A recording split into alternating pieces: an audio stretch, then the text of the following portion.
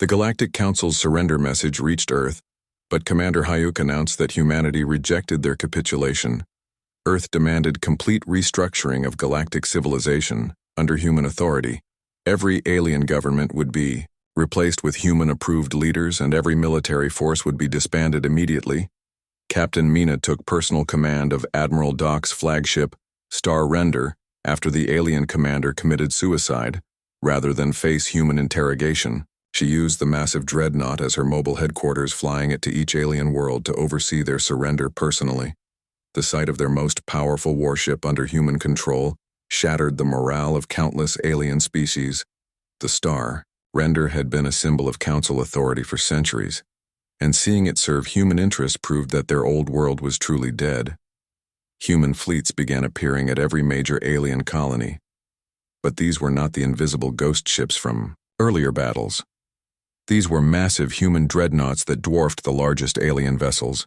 Each ship radiated deadly energy that aliens could sense like heat from a furnace. Lieutenant June established human military bases on every inhabited alien world.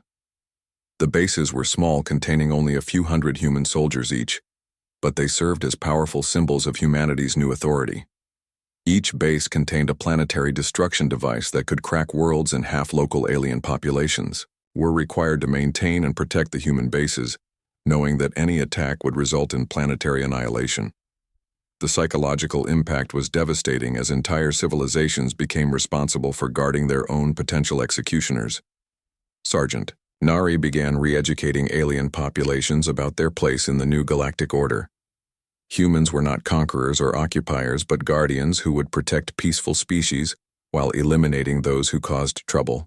Species that proved useful would prosper under human protection, while troublemakers would be relocated to empty worlds far from galactic civilization. But every alien would remember that humanity could end their existence with a single thought. The psychological transformation spread faster than human ships could travel.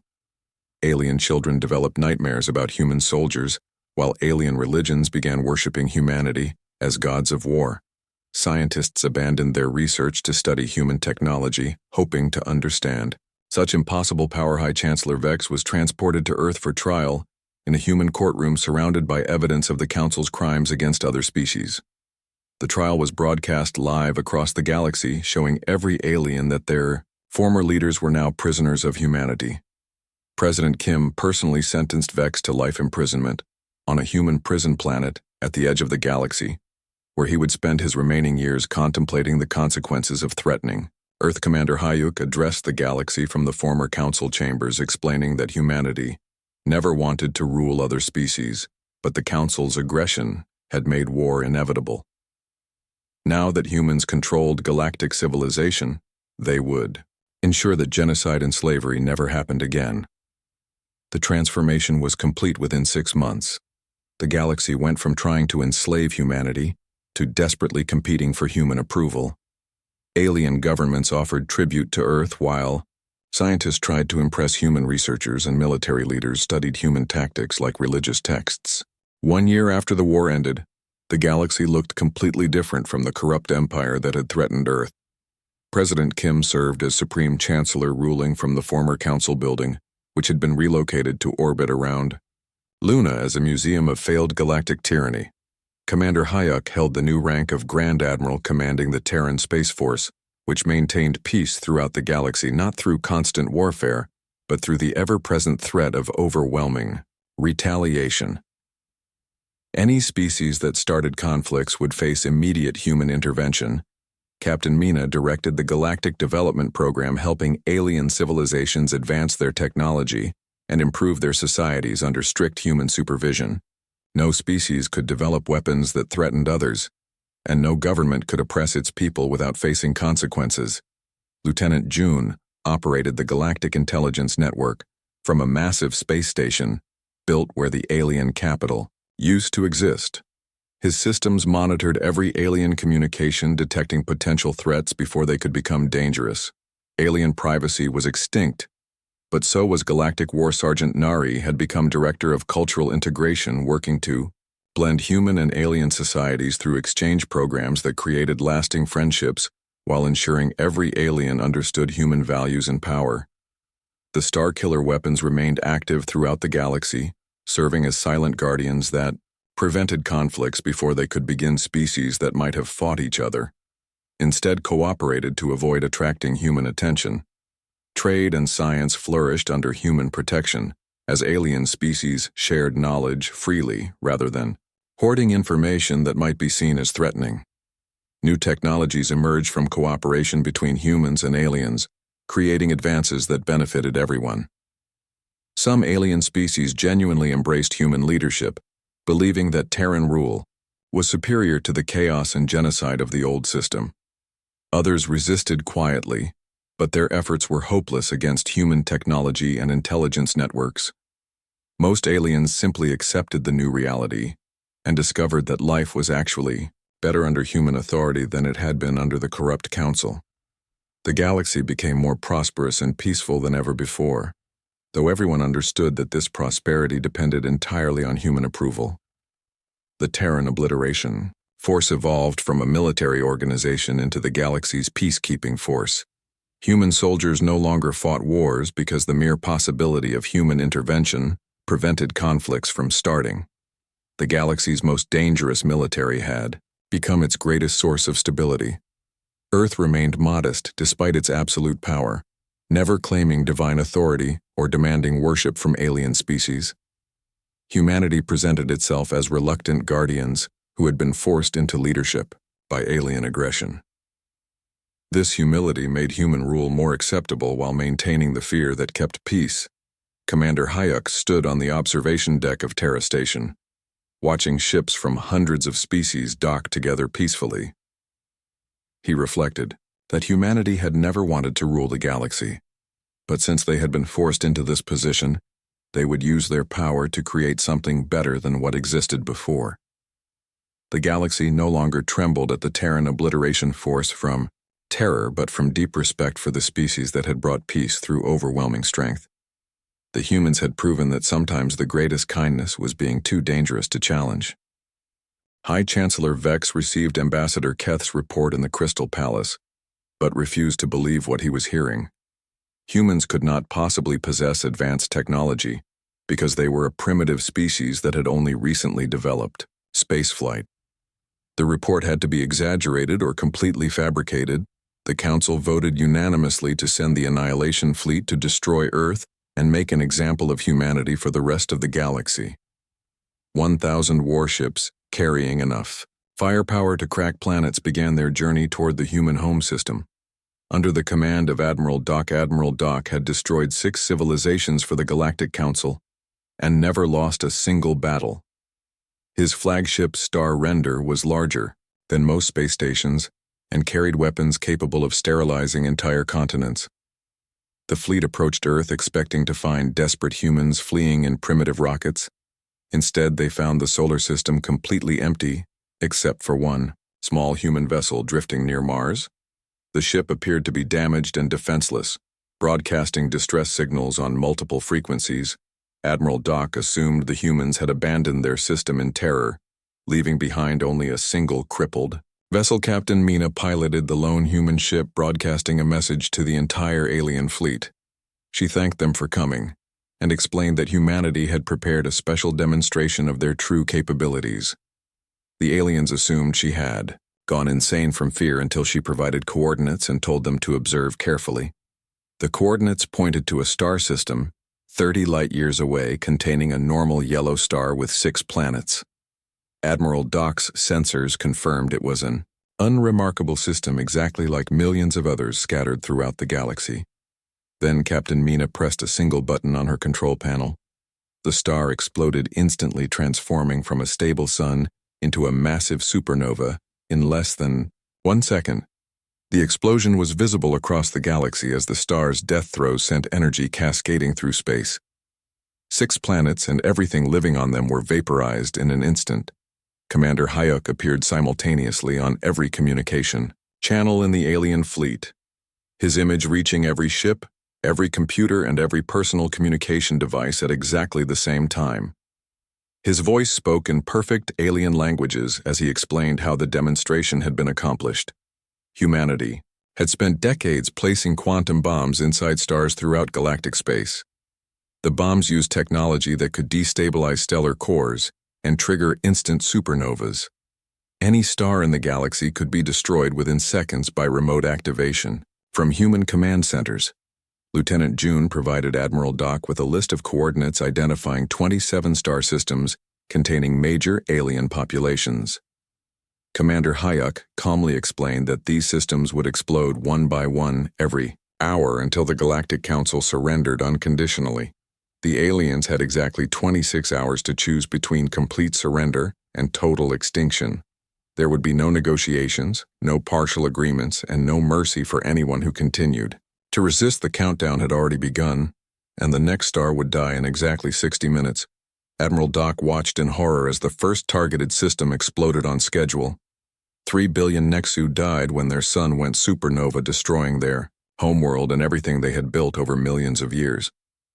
The explosion was clearly visible from Earth, where human news broadcasts reported it as casually as discussing whether Sergeant Nari began broadcasting across the galaxy on every alien communication network. Human signals appeared on entertainment channels, news programs, and personal communication devices, showing images of burning worlds and detailed lists of who would die next. The broadcasts included personal information about alien families, children, and loved ones who would burn when their stars exploded. Sergeant Nari had studied alien psychology for years and knew exactly which emotional triggers would cause maximum terror and despair. Admiral Doc realized his fleet was completely outmatched. Human ships appeared and disappeared around his vessels like ghosts, never attacking, but constantly reminding the aliens of their presence. The psychological pressure was devastating as alien crews began deserting and fleeing toward empty space. The second star system died exactly on schedule, followed by the third. The Galactic Council finally understood.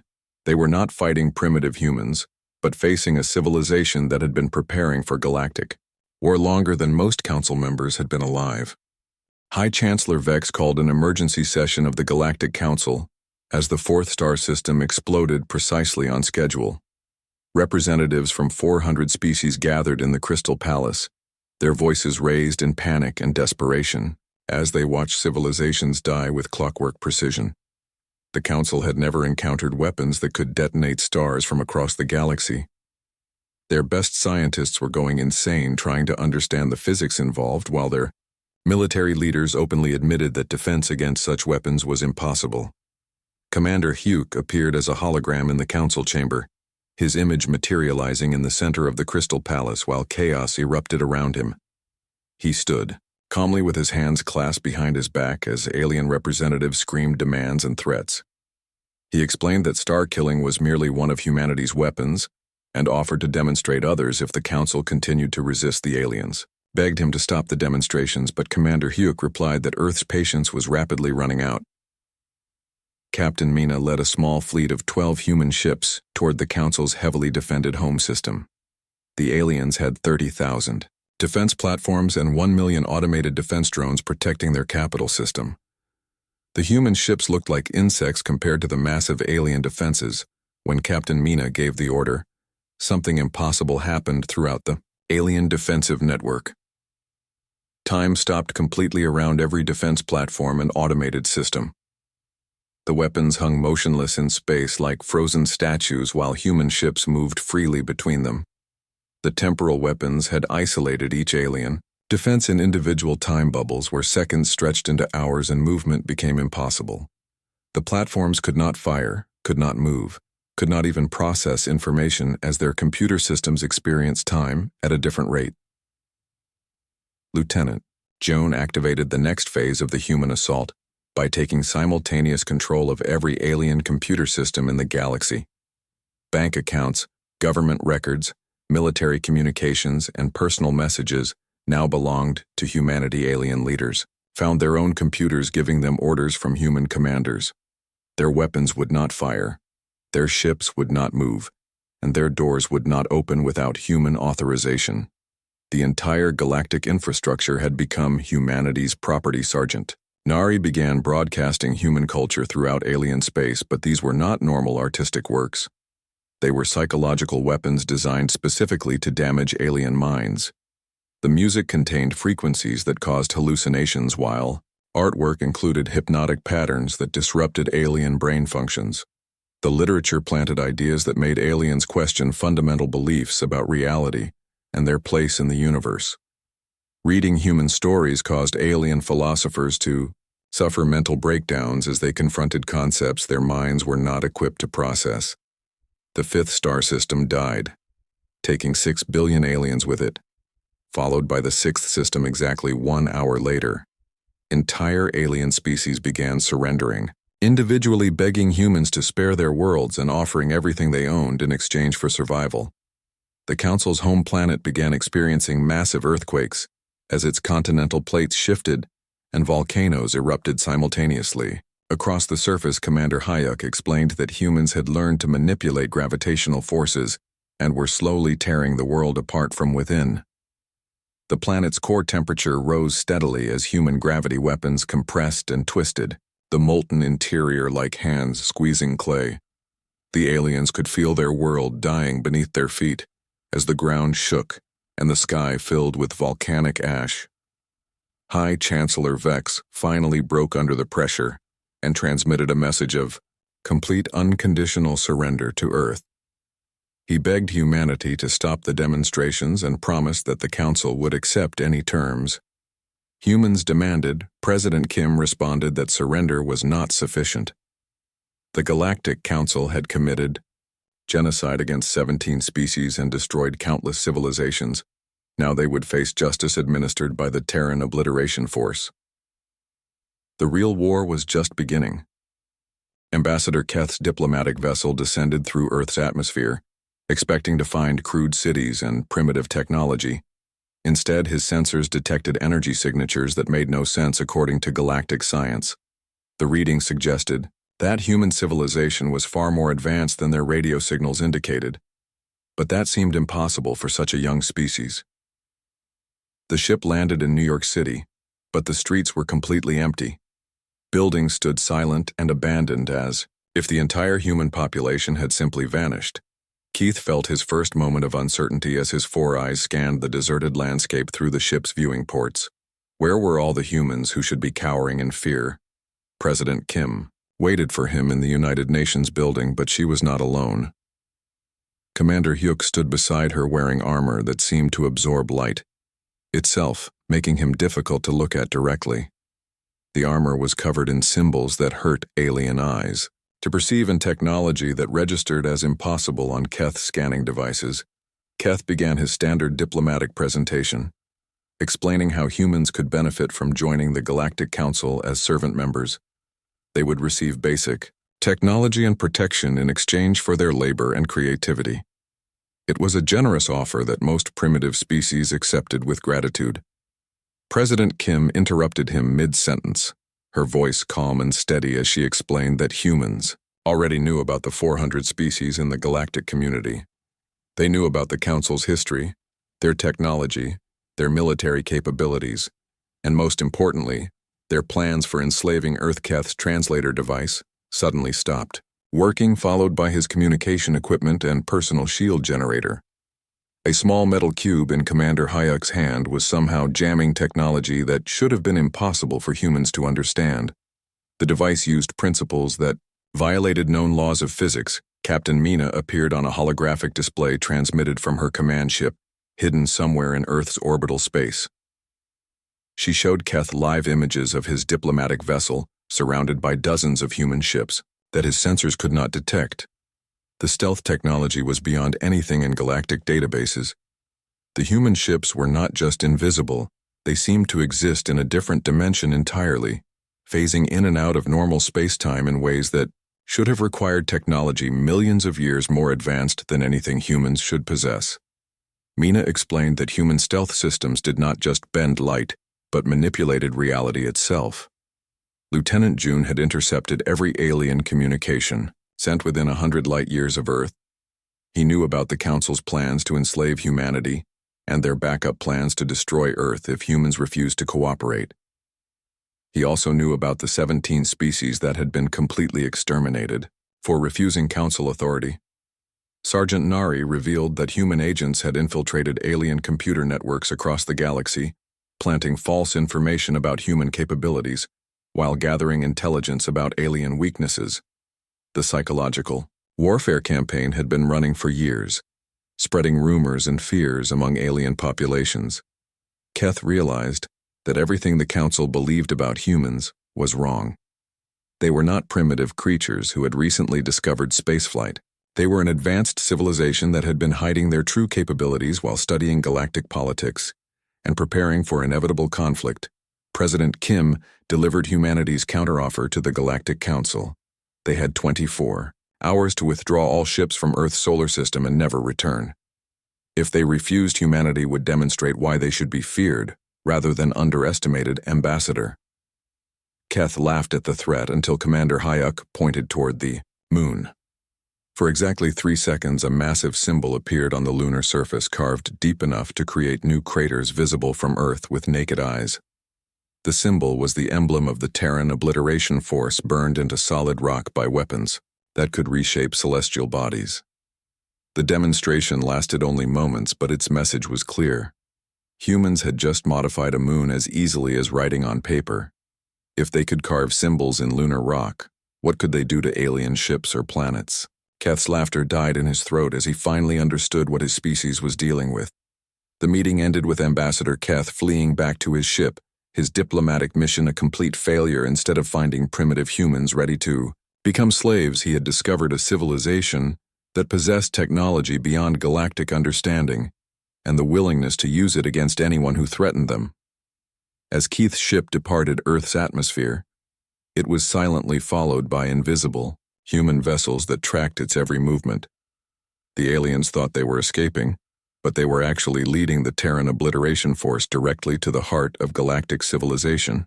The massive crystal palace floated in the darkness between 3 burning stars, casting rainbow light across its transparent walls. The Galactic Council chamber stretched for miles in every direction, filled with representatives from 400 different species. Some walked on 2 legs, others crawled on 6 arms, while a few simply floated in gravity bubbles that kept them alive in the alien atmosphere. High Chancellor Vex stood at the center of the chamber, his crystalline body refracting light into beautiful patterns that danced across the floor. His voice echoed through translation devices that converted his thoughts into languages that organic minds could understand. Today they would discuss the newest problem discovered at the edge of their territory. A small blue planet called Earth orbited a young yellow star in a system that barely registered on galactic maps. The inhabitants were primitive bipedal creatures who had only recently learned to leave their atmosphere in crude metal vessels. The species called themselves humans, and they had been sending radio signals into space for less than 100 years. Ambassador. Keth stepped forward, his 4 purple arms gesturing gracefully as he spoke. He had been chosen to make first contact with these humans because his species, the Valari, were known for their diplomatic skills. Keth had successfully negotiated the surrender of 12 different civilizations, and he expected this mission to be equally simple. Humans appeared to possess basic technology and simple weapons, but their planet showed signs of unusual activity.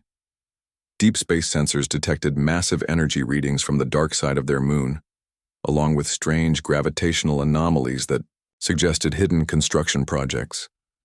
The readings made no sense according to galactic science because such primitive creatures should not possess the knowledge to build anything that advanced. High Chancellor Vex assigned Keth to travel to Earth and offer the humans membership in the Galactic Council as servant species. They would be given basic technology and protection in exchange for their creativity and labor. The arrangement had worked perfectly with dozens of other primitive civilizations, and there was no reason to expect these humans would be different. What the Galactic Council did not know was that humans had been watching them for 50 years. Earth had detected alien signals and tracked alien movements across the galaxy long before the Council discovered their existence. While aliens believed humans were primitive creatures who barely understood fire, Commander Hayuk had been building weapons in secret bases hidden throughout the solar system. Commander Hayuk stood in his underground command center beneath the mountains of Korea, surrounded by displays showing every alien ship within 1,000 light-years of Earth. His uniform was made from materials that did not exist in any alien database, and his eyes held knowledge that would terrify the most advanced species in the galaxy. Captain Mina worked at a control station nearby, monitoring the construction of humanity's most secret project. The Terran Obliteration Force had been building weapons for decades, using technology reverse-engineered from alien signals and enhanced by human creativity.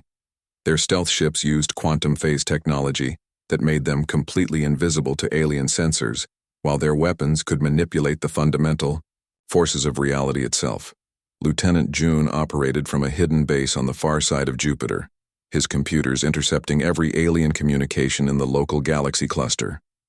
He had learned alien languages and studied their military tactics, discovering weaknesses that would shock the proud council. The aliens fought wars according to ancient traditions that made them predictable and vulnerable to species that understood guerrilla warfare. Sergeant Nari specialized in psychological operations, studying alien cultures and finding ways to exploit their fears and prejudices. Her research had revealed that every advanced species in the galaxy was incredibly arrogant and proud. They could not imagine losing to a younger civilization, and this blind spot would become their greatest weakness. When the Council decided to send Ambassador Keth to Earth, they expected the humans to panic and beg for mercy. Instead, President Kim activated Protocol Black Sky, sending signals to hidden bases throughout the solar system. Weapons that had been secretly constructed for decades came online, while invisible fleets moved into attack positions around every major alien installation within 50 light-years. The aliens believed they were dealing with primitive creatures who had just learned to build rockets. In reality, they were about to encounter the most dangerous military force the galaxy had ever seen. Humanity had spent half a century preparing for this exact moment, and they were ready to show the Council what happened when someone threatened Earth. Ambassador Keth's massive diplomatic ship approached the solar system, broadcasting messages of peace and friendship. His crew of trained negotiators prepared standard contracts that would make humans into willing servants of the Galactic Order. They had no idea that human sensors were tracking their every movement, while invisible weapons platforms targeted their vital systems. Commander Hyuk watched the alien approach from his command center and allowed himself a small smile. The Council thought they were about to acquire new slaves, but they were actually walking into the most sophisticated trap in galactic history. Humanity had learned everything about alien weaknesses while keeping their own capabilities completely hidden. Captain Mina reported that all Terran Obliteration Force units were ready for deployment. Human ships surrounded the alien vessel using stealth technology that bent space-time itself, making them undetectable by any known sensors. The aliens were already defeated, they just did not know it yet. The stage was set for first contact, but it would not go the way the Galactic Council expected. Instead of meeting terrified primitives, Ambassador Keth would discover that humans had been planning for this encounter since before he was born. The galaxy was about to learn that Earth was not another weak civilization to be conquered, but the home of the most lethal species ever to reach the stars.